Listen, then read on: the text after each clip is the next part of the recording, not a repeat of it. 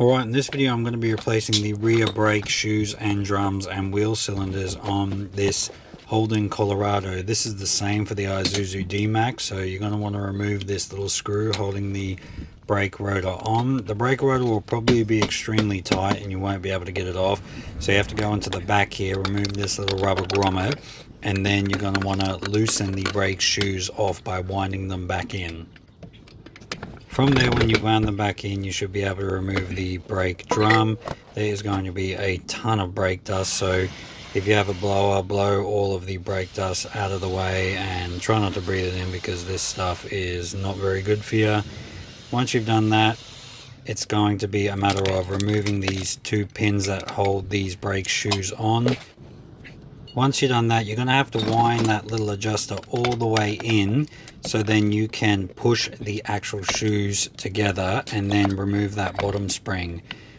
For the power of editing, I'm making this look a lot more simple than it is. It's actually quite a job, so take your time doing it and you'll be able to get through it. Pull everything apart and remove that handbrake cable from the arm that is connected to the brake shoe.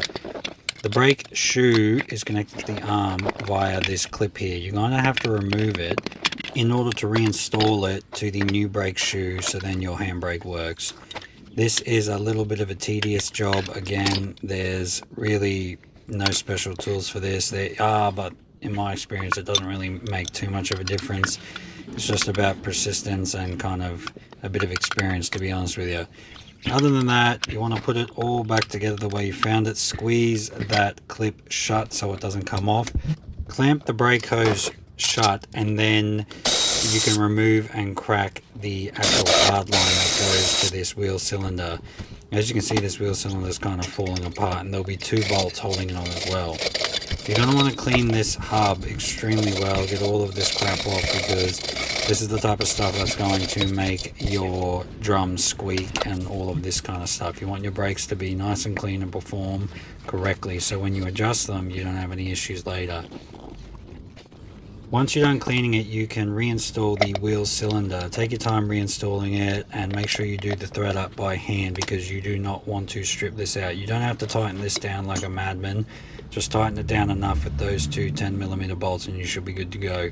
Apply a small amount of anti-seize to these little sliding parts which touch the actual brake shoe.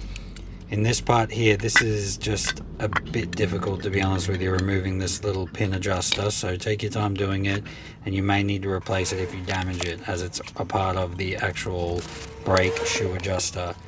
From here, I've sped this up. You're going to have to pull all this stuff apart, give it all a good clean, re-grease it, put it all back together, make sure it all moves nice and freely. That includes all the springs and retainers. From there, reconnect the brake shoe arm. Again, this is can be a little bit more complicated. Two people make it easy, but again, with the power of editing, we can get it done really quickly. Once you've done that, reinstall the two brake shoes and hold them on with the retainers. You will then need to reinstall this adjuster arm that holds all these springs in place. Once you've done that, you can use a nice pair of vice grips to really pull that outer spring over and hold that brake shoe in. Reinstall the bottom spring, and then you can reinstall this adjuster, and then when you do that, you can reinstall that other spring that hangs on the other side, which you cannot actually see. From there, clean everything down. Once you've completed the job, you'll need to adjust the handbrake shoes relative to how much they're going to be actually touching the drum.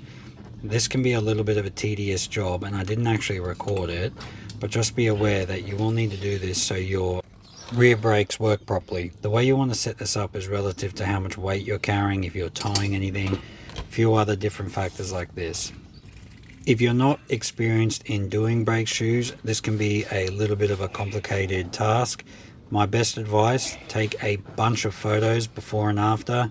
Take your time, and with a bit of persistence you should be able to do this as well. If you like this video and want to get in contact with me, please shoot me an email. I've left it down in the description. Thank you so much.